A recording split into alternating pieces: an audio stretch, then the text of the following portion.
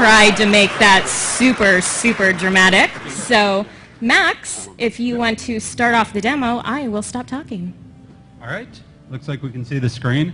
So yeah, real quick, we're going to be showing Forge. I think most of you probably know what Forge is, know all about it, but for anyone who doesn't, Forge is a map editor that we shipped originally in Halo 3.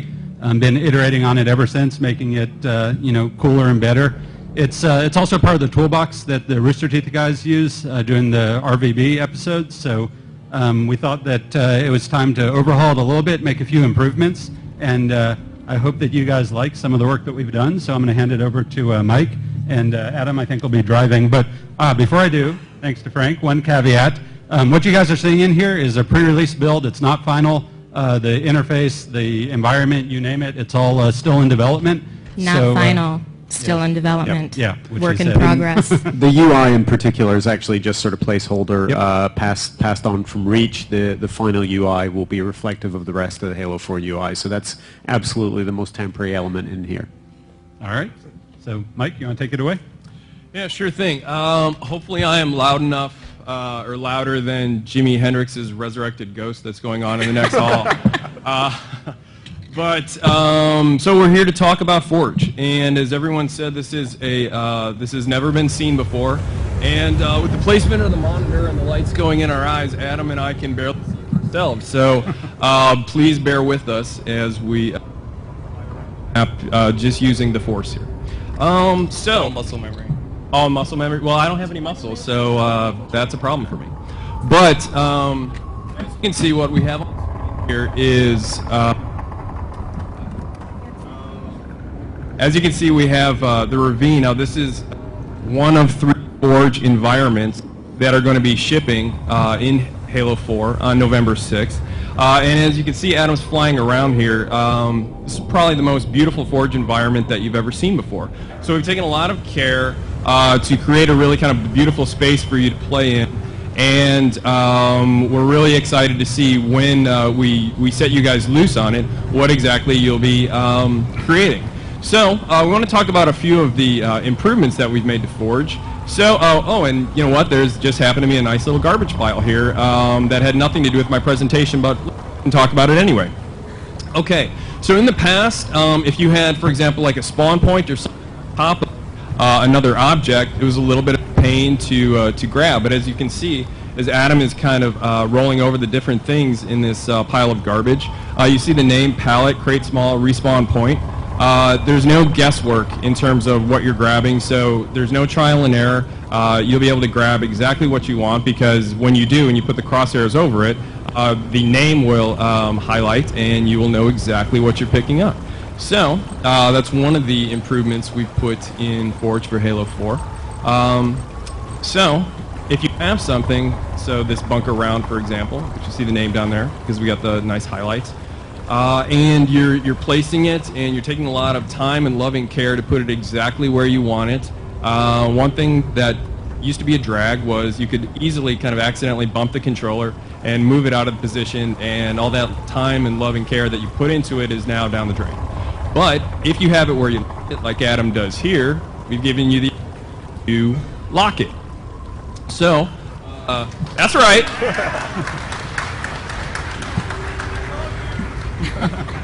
I love you more. So now we have this nice piece exactly where we want it. It's locked. It is going to stay there until the end of time, or when if Adam decides to unlock it and move it wherever he likes. So you see we have this half a bunker. I mean, who out there wants half a bunker? Hey, only that guy. You, out of here, security. Okay, no one wants half a bunker is the correct answer. So if you have something that repeats, so like a road or racetrack, we've seen a lot of cool racetracks and stuff like that in different course maps. If you have something that you want to repeat, now we've given you the ability to dupe it. So Adam has, this guy loves duping. Okay, so Adam has duped the base, and he is getting it lined up, and you know, sometimes it used to be a little bit of a pain to get things exactly lined up. If you bump the controller and then the axes were kind of screwed up. So you've spoken, we've listened, and we've created a magnet system. How do magnets work?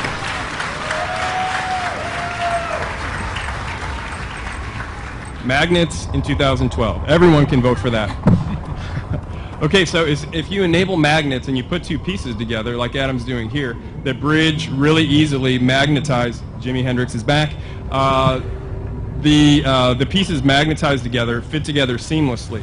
So if you're going to build something like a bridge here, you can build it. This used to take, I think we timed it, and I think it was 9 years to build a bridge. Now it's taking under 9 seconds. So that's a huge improvement. So if you're building something, a racetrack, a bridge, a wall, something that repeats, you just can keep duping and magnetizing and build what you wanted to build in a fraction of the time. So less focus on actually the mechanics of building, more on the actual creativity. So we built a couple things. We're liking it. And now let's talk about how it looks. So if you take a look at the both half of base round, bunker round that we've slapped together here, take a look at the lighting. This thing looks like it is high noon. This also is a kick-ass Halo map. Ooh, Halo joke. Nice. It looks bright. I mean, it's practically glowing. So if you're in a low lighting kind of situation and you would have something that looks like it's on the center of the sun, it kind of sticks out like a sore thumb. But if we go into player mode now, boom, dynamic lighting. Okay, so, yeah, give it up for dynamic lighting.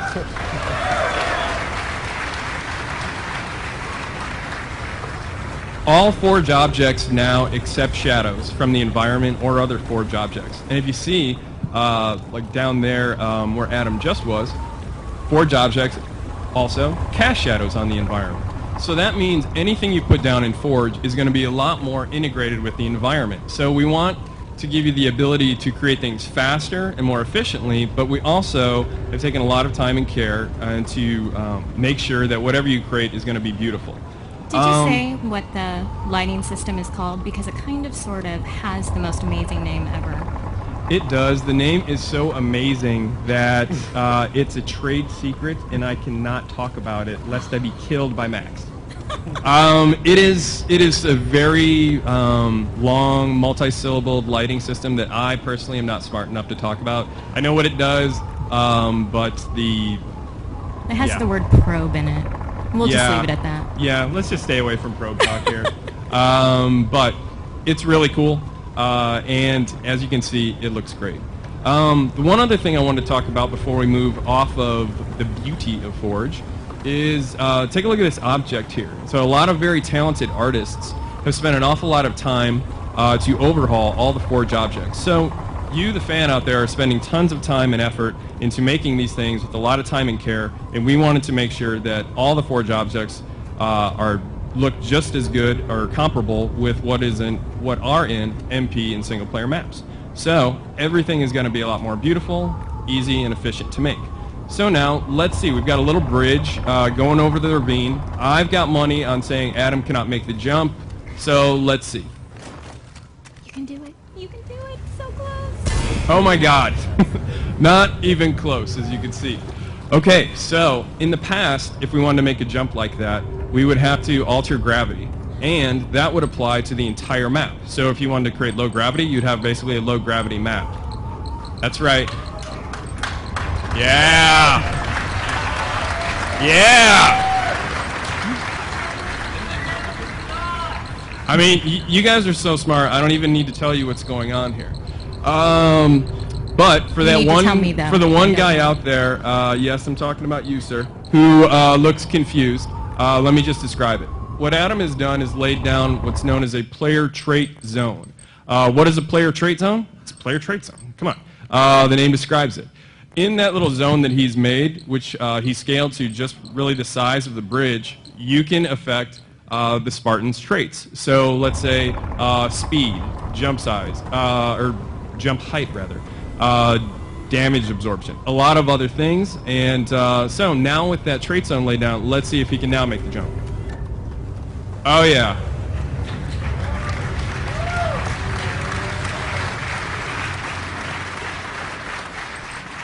Max, you were supposed to tell me that I should have bet on that jump. No, you were betting against me. Oh, that's right, that's right. Well, you pay me, so. Anyway, it all comes from him.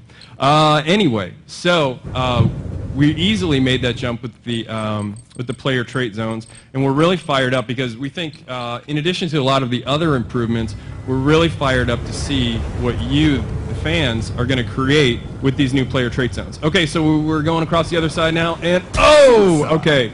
We made it easily, but unfortunately we did not stick the landing in Mary Lou Retton or Kerri Strug's fashion, depending on how old you are. Me, I'm old school, so he didn't pull a Mary Lou Retton, and we got to do something to change that. Okay, so we can easily lay down another player trait zone, and in that zone we can do something like either overshield when he gets in there or damage resistance, and alter how much damage he can take. Invulnerable. I have a feeling that he is going to make the jump now. I know, it's like ESP. So, let's see. Max, double my salary if he makes it. Okay, good, done. Nice, okay.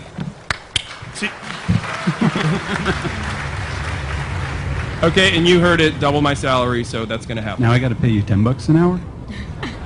That's right. Welcome to the big times now. Okay, so those are just a couple things that we've put into Forge for Halo 4, but we're really fired up to see what exactly you guys are going to be creating when we put these powers in your hands.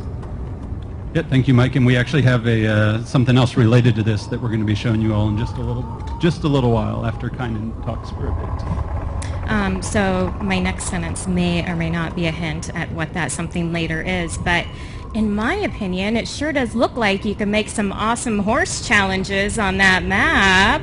Ooh, I wonder what's coming next. But Forge is only one of the modes coming in Halo 4, so we're going to talk a little bit about some of the multiplayer experiences that you will be having come November 6th. Oh, magical guys in the back, could you switch from video to whatever the other thing is? Laptop? All right. Thank you. Kynan? Yeah, so the Halo 4 campaign is the triumphant return of the Master Chief, and that's awesome. But I'm pretty partial to multiplayer. Do we have any other multiplayer fans in here?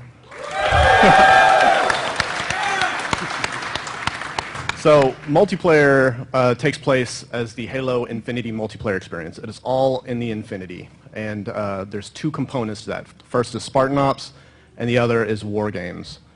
Spartan Ops takes place 6 months after the events of the Halo 4 campaign. And it's our ongoing, episodic, cooperative experience. Everything that you do in Spartan Ops works towards building up your personal character so you can customize your loadouts and use that experience across both modes, Spartan Ops and War Games. Each week, you get one episode of an ongoing CG series, and in addition, you also have 5 missions that are available. And this continues on. War Games, the second component, is the traditional competitive multiplayer component of Halo 4. It takes place in a Spartan battle simulation where players can pit their skills against one another in order to basically, A, prove themselves, and the other thing is that they can update their character and customize their options in ways that now affect more than just their cosmetic options.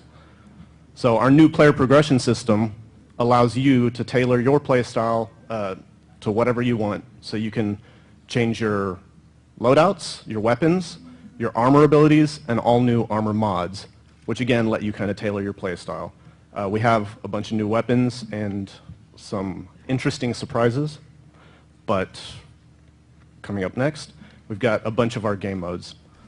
So we have Capture the Flag, Oddball, and King of the Hill returning, which are all customized now to be new for the Halo 4 sandbox. But we have some all-new modes like Regicide. Regicide is an update to our free-for-all mode, or it's a new free-for-all mode, completely new to Halo 4, where the player in lead is King. The King has a bounty over their head, which you can see here, and every other player on the field knows exactly where they are at all times. If you kill the King, you get the bounty, and that basically causes some wild lead swings late on in the game. Everybody knows. When we do our playtest at the studio, there is one person who will remain unnamed David Ellis, that when you get right at the end, he will purposely stay second, and then like the last 5 seconds, he'll make sure he's right by the king, and then kill the king, and then win the game. It is the most infuriating thing that I've ever seen. So if you see that person that I did not name, David Ellis, you can maybe tweet him. Tell him that's dirty, not nice. Sorry. So we go also ahead. have Regicide here at the show, so you can play it. Don't do that. Over in the Halo 4 It's area. not nice. One of the other modes that we have is Infinity Slayer. So Infinity Slayer is a new Team Slayer mode, which has 2 new components. The first is our new scoring system, and the second is our ordnance system. As you can see here, as you build up your ordnance meter by playing well, you will eventually be able to call in your own power-ups and power weapons. So power-ups make a return to Halo. We have the Overshield, but for Halo 4 we also have speed boost and damage boost.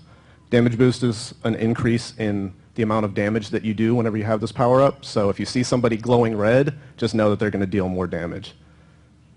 In other words, it's not going to end well for you. Unless you're red, then it'll be okay. Yep. We also have 3 maps here at the show, the first of which is Haven. Haven is a small-scale Forerunner map. It takes place deep within the clouds of Requiem, and it's basically a 2-tier map. There's some jump gaps in the center, so if you're engaging people and fighting and you're running into some trouble, you're getting damaged, you can always drop back to the lower tier on the jump gaps. Haven is awesome. I can't wait till you guys play it. Next up, we have Adrift. Adrift takes place in a recommissioned mining vessel that the UNSC are using towards the war effort. It's a symmetrical map, and there's an outer ring on it that has some man cannons that launch you, but then it all converges into the center room, which has the mech in the middle. And again, do we have any sword